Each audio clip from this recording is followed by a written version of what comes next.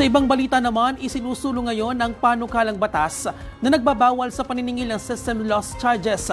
Kasunod po yan ng direktiba ni Pangulong Ferdinand R. Marcos Jr. sa kanyang SONA. Suportado naman ng ilang mambabatas ang pag-amyenda sa IPIRA Law sa paghatid ng murang kuryente sa mga Pilipino. Narito po ang report. At kung pagbawas ng presyo ang usapan, sa aking palagay, panahon na para tanggalin na natin ang systems loss na pinapasa sa consumer. Pinalakpakan at binigyan pa ng standing ovation ang anunsyong ito ni Pangulong Ferdinand R. Marcos Jr. sa kanyang ikalimang State of the Nation Address.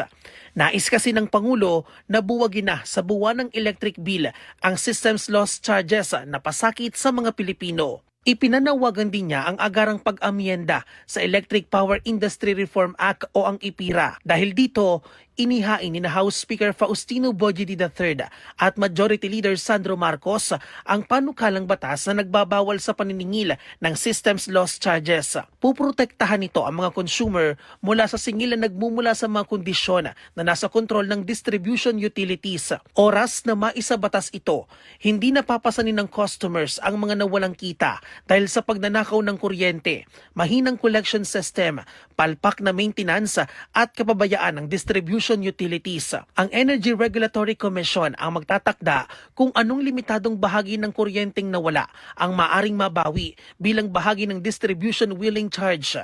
Suportado naman ni Gabriela Party List Representative Sara Ilago ang pagtanggal sa systems loss charges. Hindi aniya pasanin ng consumers ang nawalang kuryente sa transmisyon kaya hindi dapat ito ibigay sa kanila. Nanawagan din siya ng mas malalimang reforma sa sektor ng enerhiya at pag-amyenda sa IPIRA Law para tuluyan ng matanggal ang systems loss charges. Hinikayat naman ni Senador Erwin Tulfo ang mga electric company na makipagtulungan sa pag-alis ng singil sa system loss sa mga electric bill. Sang-ayon din siya na kinakailangan na ang reforma sa IPIRA Law. Sigaw ng taong bayan, bakit po kami lagi sinisingil? Problema niyan, bumagsak yung power niya. Kumuha siya doon sa kabila dahil mas mataas, so tataas din ang bill niya. Dapat hindi po, di po ba?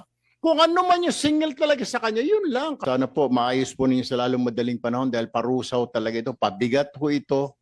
Ang dami ng pasanin. Lahat pinasa na po sa consumer. Samantala, handa namang tumalima ang Meralco sa direktiba ng ERC na i-refund sa consumers ang mahigit 700 bilyong pisong sobrang koleksyon. Ako po si Bien Manalo. Para maging updated, manatiling nakatutok sa Congress TV, Congress TV Digital at sa iba pa naming social media pages.